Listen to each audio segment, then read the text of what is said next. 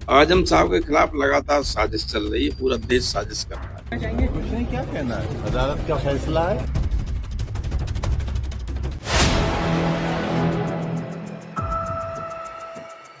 दोस्तों, आजम खान समाजवादी पार्टी के एक बहुत ही दिग्गज नेता एक बार फिर बड़ी मुसीबत में फंस गए हैं। एक मामले में उन्हें और उनके बेटे को 7 साल की सजा सुनाई गई है, लेकिन अखिलेश यादव के चाचा इस बात पर आग बबूला हो गए हैं। रामगोपाल यादव का कहना है कि जजों ने दबाव में आकर यह फैसला सुनाया। क्या कह रहे हैं रामगोपाल यादव, सुनिए जरा। आजम साहब के खिलाफ लगातार साजिश चल रही है, पूरा देश साजिश कर रहा है। बड़े लोग साजिश में शामिल रहते हैं, इसलिए जो फैसले देते हैं वे अलग से बात करो तो कहते हैं क्या करें, बहुत दबाव है, हमारी नौकरी मसले हो जाएगी करना। ये स्थिति हो गई जजों के ऊपर इतना कार्यपालिका का दबाव हो गया है कि वे स्वतंत्रता पूर्वक फैसला नहीं दे सकते। दरअसल दोस्तों, सपा नेता आजम खान और उनके बेटे अब्दुल्ला को रामपुर की एमपी एमएलए कोर्ट ने फर्जी पैन कार्ड मामले में सोमवार को दोषी मानते हुए 7 साल की सजा सुनाई है। फैसले के तुरंत बाद कोर्ट में ही पुलिस ने बाप बेटे को हिरासत में ले लिया। दोनों को कड़ी सुरक्षा में कोर्ट से 1 किलोमीटर दूर गाड़ी से रामपुर जेल ले जाया गया। कोर्ट ने दोनों पर 50-50 हजार रुपए का जुर्माना भी लगाया है। वहीं आजम खान जब पुलिस की बोलेरो कार से जेल के बाहर उतरे तो एक हाथ में चश्मे का केस और 2 पैकेट बिस्किट उनके साथ थे।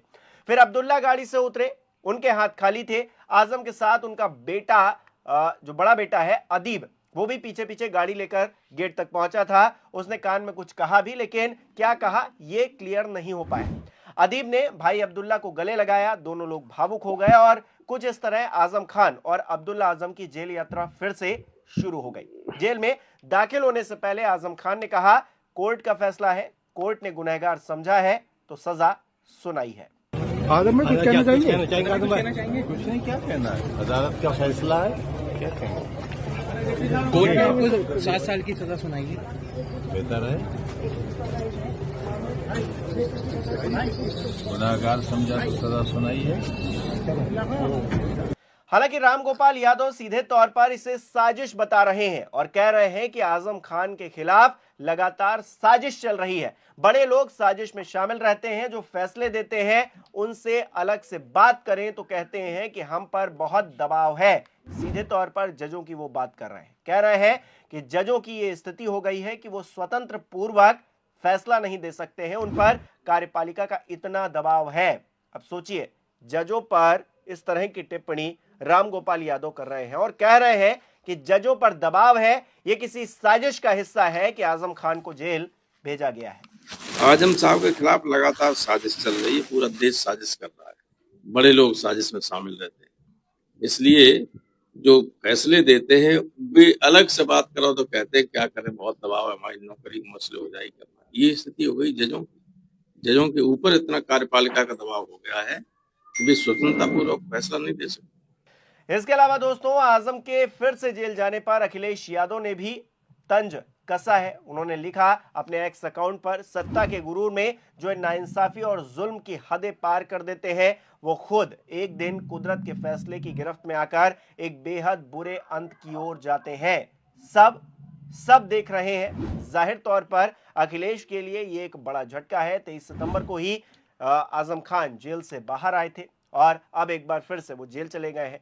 इस बार कितने दिन बाद वो जेल से बाहर आते हैं या फिर आ भी पाते हैं या नहीं आ पाते हैं, इस पर हर किसी की निगाहें हैं। और जिस तरह से 26 में उत्तर प्रदेश के अंदर पंचायत के चुनाव होने और उसके बाद 27 का एक बहुत बड़ा इलेक्शन विधानसभा का लड़ा जाना है, क्या आजम खान एक बार फिर से जेल से बाहर आ पाएंगे? क्या आजम खान अखिलेश यादव के वो जो पीडीए का फॉर्मूला अखिलेश ने बनाया है उसमें आकर अपना योगदान दे पाएंगे या फिर जेल में ही रहकर वो 27 का इलेक्शन देखेंगे? इसको लेकर कयासबाजी अभी से तेज हो गई है।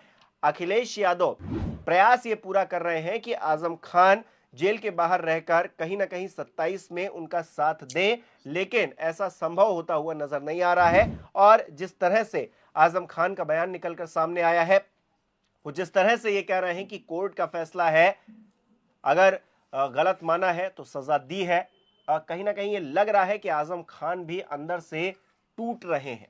एक बार फिर से सुनिए आजम खान क्या कह रहे हैं। आजम में कुछ कहना चाहिए? कुछ नहीं, क्या कहना है, अदालत का फैसला है। क्या कहेंगे? कोर्ट ने आपको 7 साल की सजा सुनाई है। बेहतर है, गुनाहगार समझा तो सजा सुनाई है। तो आजम खान की जो भाषा शैली है, जो उनके बोलने का अंदाज है, वो बड़ा ही फेमस भी है। और जिस तरह से वो बात रख रहे हैं, कहीं ना कहीं उनके मन की उदासी उनके शब्दों के जरिए बाहर आ रही है।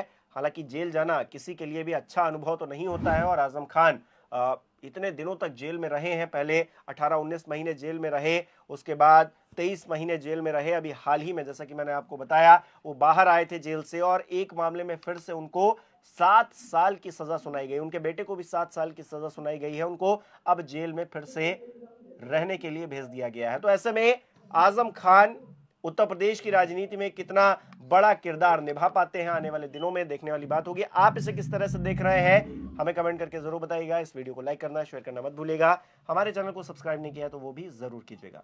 ये बहुत ही ज्यादा हास्यास्पद है कि इतने बड़े पदों पर रहने के बावजूद, और मैं समझती हूँ नेता सदन होने के साथ साथ उन्होंने कई इम्पोर्टेंट पोर्टफोलियोज भी होल्ड किए हैं। इस प्रकार का घटनाक्रम क्यों हुआ है, ये अपने आप में विचार करने का विषय है। दूसरी बात, हमारे देश में रूल ऑफ लॉ है। आदरणीय प्रधानमंत्री जी ने यह साफ तौर से कहा गया है कि किसी भी प्रकार का हम अराजकता बर्दाश्त नहीं करेंगे, और हर व्यक्ति, चाहे वह खुद भी स्वयं क्यों न हो, अगर इस तरीके की बात आती है तो वह कभी पीछे नहीं हटेंगे। तो मैं समझती हूँ कि हमारे यहाँ देश में कॉन्स्टिट्यूशन है, एक न्याय संविदा है, जिसके तहत हर व्यक्ति, वह चाहे राजनेता हो, वह अफसर हो, वह टीचर हो, डॉक्टर हो, चाहे कोई भी व्यक्ति किसी भी भिन्न अंग से आता हो समाज के, तो उसे जो है, अगर वह गलत कार्य करता है तो उसे सजा मिलेगी। और उसी के कारण मुझे लगता है कि इन दोनों लोगों को भी 7-7 साल की सजा मिली है, क्योंकि आदरणीय प्रधानमंत्री श्री नरेंद्र मोदी जी कटिबद्ध हैं कि हमें किसी भी प्रकार की अराजकता हम बर्दाश्त नहीं करेंगे। हमारे यहाँ कंट्री में रूल ऑफ लॉ है, हमारे यहाँ कानूनी व्यवस्था